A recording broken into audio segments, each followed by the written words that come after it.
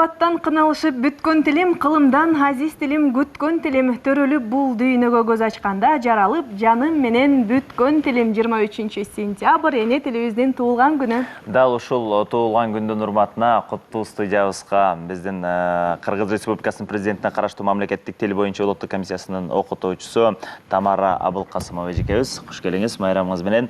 Жана Кыргыз Республикасынын президентине караштуу мамлекеттик тил боюнча улуттук комиссиянын котормо бөлүмүнүн кызматкери Мундузбек Абдыжапаров. Куш келиңиз майрамыңыздар менен. Студиябызга кош келипсиздер, майрамыңыздар менен. Рахмат, баарыбыздын майрамыбыз менен. Бүгүнкү сиздердин регламентиңиздер кандай болот? Майрамдык салтанат кайда өткөрүлөт? Ошондон баштасак. Өзүңүздөр билесиздер, ушул 23-сентябрь мамлекеттик тил күнү ушул белгиленип келатканына 27 жыл толду. Дагы бир коомчулук теле көрүүчүлөр үчүн маалымат үчүн айта кетишибиз керек. Расмий майрамдап жатканыбызга 7 жылдын жүзү толду. Ушу мамлекеттик тилдин кабыл алынган 20 жылдык мааракесинин урматына президенттин, ошол кезде президенттин атайын жарлыгы чыккан. 23-сентябрь жыл сайын республика аймагында мамлекеттик тил күнү деп расмий белгиленсин деген. Буюрса, мына 7 жыл толот. Кече, бүгүн деги эле ушул 23 жакындагандан бери республика аймагында көптөгөн иш-чаралар, жыйындар, талкуулар, тегерек столдор өтүп жатат. Биз баягы колубуз жеткенине, убактыбыз, мүмкүнчүлүгүбүз болгондо барып катышканга аракет кылып атабыз. Бүгүн дагы абдан график жыш десек болот. Мына таң атпай сиздерге келип, сиздер менен ой бөлүшүп, андан нары уланып берет. Эң негизги иш-чарабыз бүгүн саат 3-тө Токтоболот Абдумомов атындагы Кыргыз академиялык мамлекеттик драма театрында чоң иш-чара болот. Ал иш-чара жылдагыдай жөн иш-чара болбой, ушул мамлекеттик тилдин чыгаан көрманы белгилүү коомдук ишмер, акын, прозаик, сынчы, адабиятчы Камбарал Бобулов агабыздын дагы 80 жылдык мааракеси менен коштолмокчу. Кош майрамда бул өзү символикалык көрүнүш. Түшүнүктүү. Кудай буйруса кошо майрамдайбыз. Анан Тамара эже айтсаңыз, баягы биз деген кыргыз тилинин көйгөйлөрүн айтканда орфографиялык каталар тууралуу сөз түрдө кеп кылабыз. Анан кийин эски эрежелер боюнча, анан жаңы эрежелер боюнча дагы деп бөлүп карап жүрөбүз. 2002-жылы баягы эски эреже деп, андан кийин 2008-жылы толуктоолор киргизилбеди. Эмнелерди билбейбиз, эмнелерден көп ката кетиребиз? Сабатсыздыгыбыз кайсыларда дебейинби? Мичилиштиктер. Дагы бир жолу саламатсыздарбы, урматтуу көрөрмандар. Биз ушул кыргыз тили радио компаниясы менен биргеликте жана мамлекеттик тил боюнча улуттук комиссиянын жетекчиси Эгемберди Эрматович менен КТРКнын жетекчиси экөө ушул жаз мезгилинде атайын жолугушуп, ошо биздин 3 мүнөттүк кыска сабактарыбызды киргизүүнү сунуш кылышкан. Бул сабактардын ичинде биз эмнелерге токтолобуз дегенде, ошо сиз айтып жаткан туура сүйлөө, туура жазуу маселелерин көтөрүшкөн. Анткени бири-бирибизге кат жазышканда, телевидениеден кеткен СМС билдирүүлөрдү жазганда бир топ каталардын кетип жаткандыгын көрүп, газета журналдардын баарын көрүп, биздин жарандарыбыздын көп эле сабатсыз болуп кеткенби деп да келишет да. Анан биз туура жазуу маселесин бул өзүнчө эрежелерге ылайыктап колдонобуз. Ал эми туура сүйлөөнү болсо кандай, кайсы эрежелерге такайбыз дегенде дагы туура сүйлөө дегенде эле жалаң диалектилерге асылып калабыз. А бирок негизи азыр диалектилик көрүнүштөргө асылбасак дагы канча сөздү жаштарыбыз сленг катарында бузуп сүйлөп жатат, туура эмес сүйлөп жатат, сөздөрдүн айтылышында, тыбыштык өзгөчөлүктөрүндө дагы абдан бузуп колдонуп, ошол сөздөр элге кеңири тарап, бузуу иретиндеги адабий нормалар бузулуп жатат, сиңип кетип жатат да, адабий нормалар бузулуп жатат да. Кыргыз тилинин жазуу эрежелеринин өзгөрүлүшү боюнча Мунузбек сиз дагыраак айтып кетсеңиз, мисалы үчүн бул кайсы жылдары өзгөргөндүгү боюнча дагы эмнелер кошулду, эмне менен толукталды? Өзүңүздөргө белгилүү болгондой, 2002-жылы ушул кыргыз тилинин орфографиялык эрежелерине реформа керек деген айрым бир окумуштуулардын пикири болгон. Ал коомдук талкууга коюлуп 2002-жылы өзгөргөн. Өзгөргөндө кандай өзгөртүүлөр кирген? Өзүңүздөр билесиздер, ушу жер суунун аталыштарын негизинен бирге жазалы деп. Тор айгыр болбой, тор айгыр болуп калган, чоң сары ой болбой, чоң сар ой болуп калган, бирге жазылып калганда, кара ой болуп, жети өгүс болбой, жет өгүс болуп калган. Анан айрымдарды айтып жүрбөдү, жети өгүспү, же өгүскө жетиш керек, же өгүстү кубалап калабызбы деп. Ушул сыяктуу өзгөрүүлөр кирген. Анан кийин коомчулуктун көп нааразычылыгын жаратты. Анткени бул эми мектептен баштап жогорку окуу жайы жалпы коомчулуктун мындай бир башаламандыкка түрттү да, сабатсыз болуп бараттык, ар ким ар кандай эреже менен жазып калды, журналисттердин өзүнүн баягы билген намазын окуп калды дегендей. Анан кайра ушу 53-жылкы эле орфографияга кайрылбасак болбойт экен деген көп нааразычылыктар болуп, ушу 2006-жылы дагы мамлекеттик тил комиссиясы республиканын аймагын кыдырып келген. Ошондо негизги жүйөлүү дооматтардын бири ушул орфографияга өзгөртүүлөрдү киргизүү болгон. Ошолордун баарын эске алып 2008-жылы кайрадан иштелип чыгып, негизги өзөгү ошол 2053-жылкы орфография ошого негизделип, кайра 2008-жылы жогорку кеңеш тарабынан бекитилген. Ошондо мисалы үчүн биз карап койгондо ысык көл же болбосо ысык көл, ар ким ар кандай баягы түшүнүк менен сиз айткандай кайчы пикирлер пайда болуп айтылып атпайбы? Ошол эле Жалал-Абад дегенди биз сызыкча менен жазып кийин жөн Жалал-Абад деп ушул сыяктуу. Эжеке кандай болушу керек азыр мына? Кыргыз тилинен жазуу эрежелеринен ушул мына акыркы кабыл алынган эрежелерине ылайык мектептин мугалимдери дагы баардык жерлерде, жогорку окуу жайлардын мугалимдери дагы ушул эрежеге такап сабак беребиз. Мына ошол эрежелер боюнча ысык көл экөө тең маани берген сөз болгондугуна байланыштуу. Мына ысык эгер которсок горячий, көл, озеро, мына экөө тең маани берген сөз болгондугуна байланыштуу биз аларды баш тамга менен ортосуна сызыкча коебуз. Ошондой эле сөздү бирок ысык деген сөздү 2 с менен да жазып жиберебиз да, аны 100 градус кайнатып жиберебиз да. Чынында келгенде ысык 4 эле тамга менен жазылыш керек. С, К. Аны 2 с менен жазбашыбыз керек да. Экөө маани берген сөздөр экөө тең баш тамга менен жазылыш керек. Жер сааттарындагы бирөө эле ичиндеги 2 бөлүктүн бирөөсү эле маани бербей калса, аны биз бирге жазышыбыз керек да. Ал сөздөрдү өзүңүздөрдүн айылыңыздардан азыр карап көрсө, көрөрмандардын баары тең анда түшүнүшөт да. Сиздин телесабактан билесиз да, Бишкек деген чоң тамга менен жазылат, а Бишкектик деген кичи тамга менен жазылыш керек.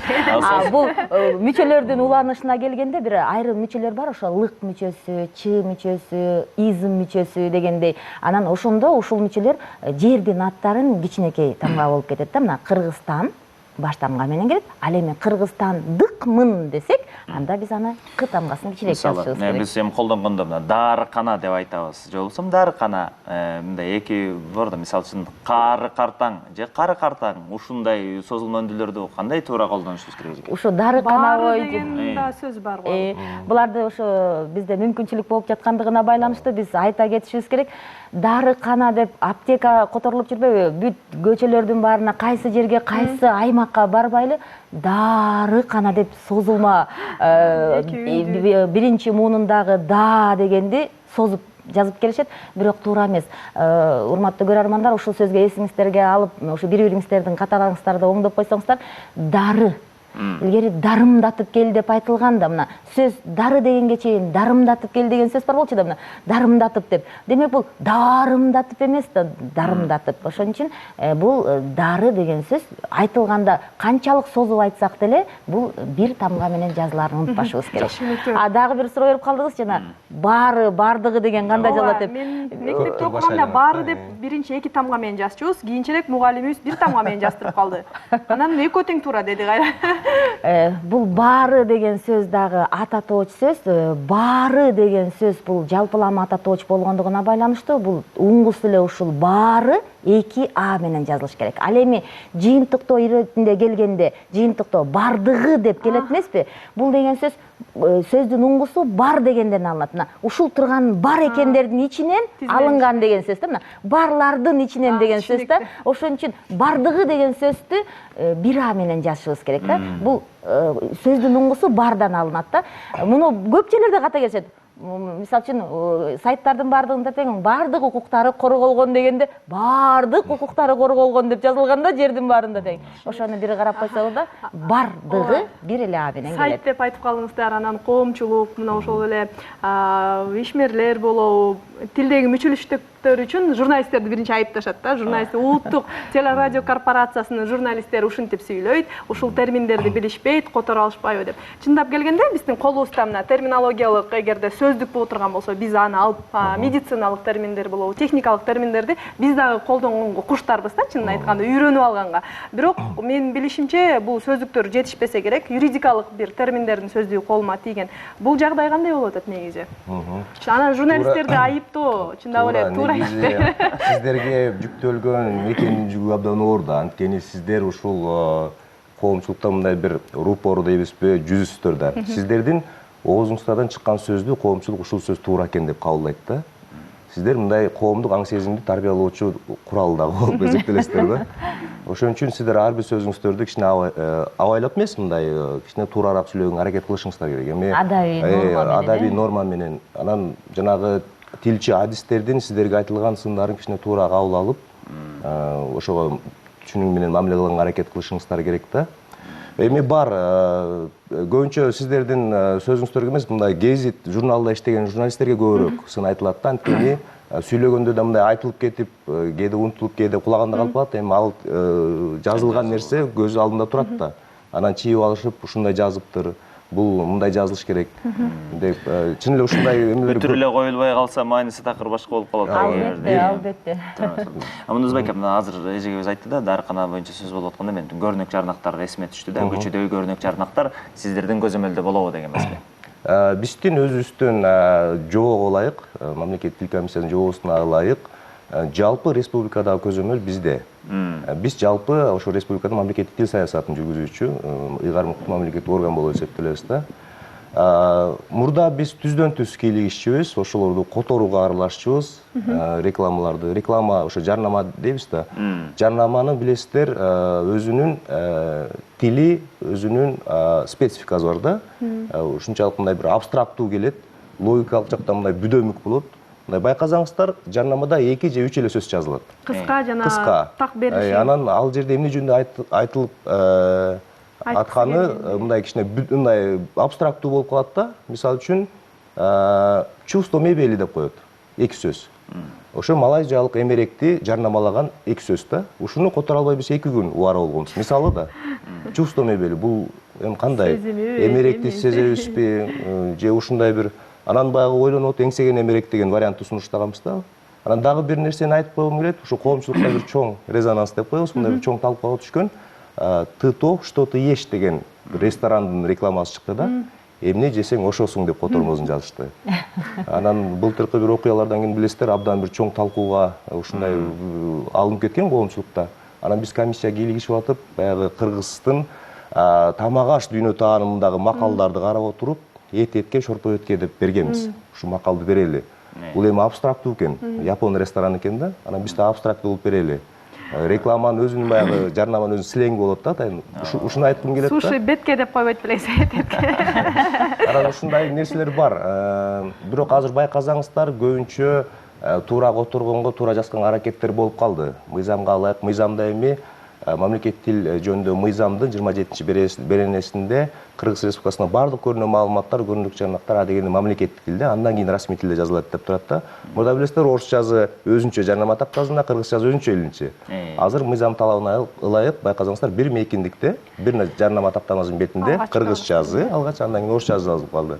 Эми көчүп бара түзөт дегенде кичине оңолууга. Демек, жылыш бар. Бет алып келе атабыз да. Жакшы жака. Жарнама менен бул кошумча да, бирок жарнамадан башка деле бул адамдарды тарбиялоодо жалаң эле журналисттер таасир этилбестен бул жарнама эмес, жанагы вывескалар деп коебуз го, илген аталыштар. Мисалы үчүн англисче бир шоп деп жазылып турса, ушул дүкөн экен деп билип калып атпайбы? Ушул эле сөздү магазин деген сөздү дүкөн деп жазып койгон үчүн элдин оозуна активдүү эле кирип калбадыбы? Азыр дүкөнгө барам деп эле, рынок деп аябай көнүп калдык эле, анан базар дей берип эле, ош базары деле жакшынакай сүйлөп калбадык. Ошон үчүн бул кыска жазуулар деле, аталыштар деле адамдардын акыл эсине абдан таасир этет да. Ошо жана дарыкана деген деле ушундай жазылып турбайбы деп бир жерде ката жазылса, ошо боюнча бала үйрөнө берет. Чач тарашты дагы бирде кааласа бирге жазабыз. Чач тарашты кааласак ортосуна сызыкча жазабыз, бөлүп жазабыз. Мен ушул жерден бир расмий түрдө айтып коеюн, чач тарач экөө тең маани бергендиги үчүн экөө эки бөлөк жазылат, эч кандай сызыкча коюлбайт. Рахмат бергендериңиздерге, бүгүнкү майрамыңыздар менен. Эл кызматында жүрө бериңиздер, биздин сабатсыздыгыбызды жоюп.